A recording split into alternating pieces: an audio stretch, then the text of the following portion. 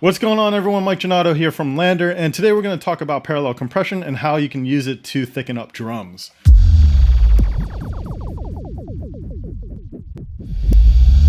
So I have a beat set up here in Cubase, basically a drum and bass rolling two-step, and it sounds like this.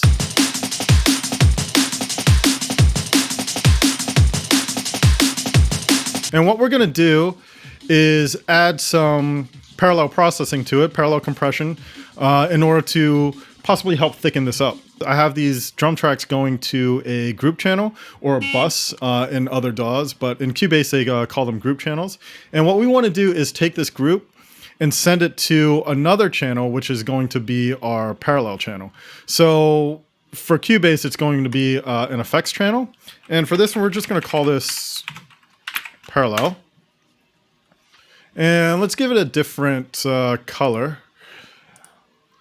And the first thing you want to do is drop the fader all the way down on this, because what's going to happen is this drum bus is sending signal to it. And I'll show it to you guys over here. Is sending signal to it, and with no processing on that other parallel channel, it's basically just doubling the signal. It's just getting louder. So you can set this to either post fader or pre fader. In this particular case, it doesn't really matter because I'm not touching this fader, so just leave it on post. And what's happening is the signal coming from here is now being sent to here, and if I play it, you'll see the signal here. Now again, if I were to bring this up with no processing on it, all it's going to do is just make it louder. See?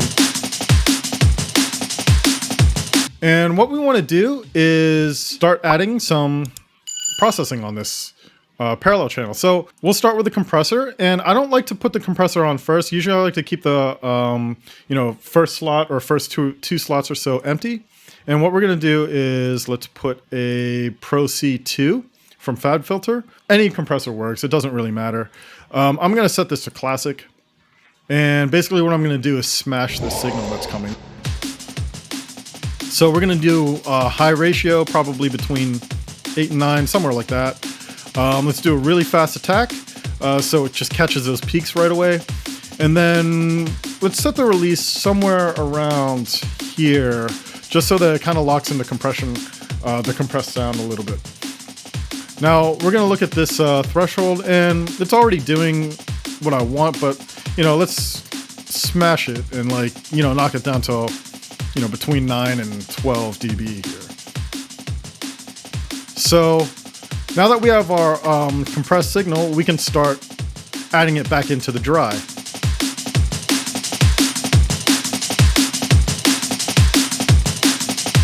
And you can already hear how it's kind of like thickening up the break, and I'll mute it so that you can, hear the difference.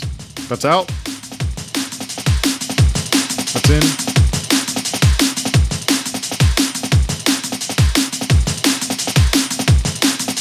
Another thing I like to do, and the reason why I left the first slot empty, is what you can also do, which is pretty cool, is, add something else before it. So we can add an EQ before the compression. We can filter out some frequencies or only focus on certain frequencies for the compressor to work with. So let's say we want to just thicken up the low end, right? Well, so let's just roll off all of the high end and all the tops. And let's set it to somewhere around here. Maybe we can do this and, give it a little bit of a bump here around the kicks. So what's going to happen here is, since we put this before the compressor is now reacting to this signal in these frequencies. So let's start bringing it up.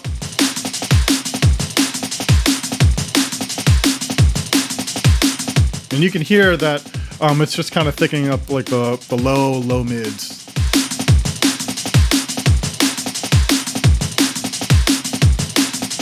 Maybe you don't want to thicken up the low end, but maybe you want to make the top end a little bit more exciting. So we can go the other way with this. Same thing, EQ before the compressor, and then let's just go the other way.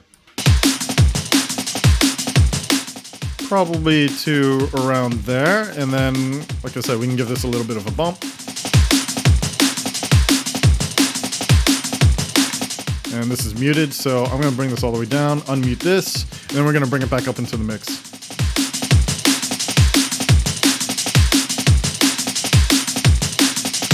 Mute it. It's kind of giving it a little bit more presence in the top end, you know, just kind of making those tops a little bit more exciting. You know, that might be a little bit too much for this. That's out. That's in. And again, since, you know, we set this up to be a parallel channel, now we can put processing afterwards. I can put, let's say, another EQ after the compression. And let's say we want to widen the top end a little bit. So let's flip this over to sides and let's make this a high shelf.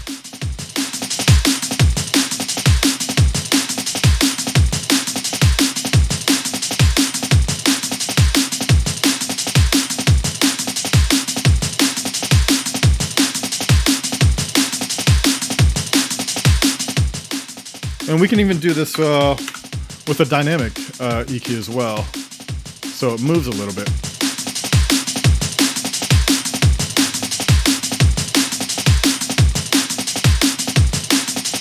Again, in and out. This is with no parallel processing. This is with parallel processing. So that's parallel compression and how I use parallel processing, especially to thicken up drums. Again, this is Mike Genato from Lander. Thank you guys so much for watching.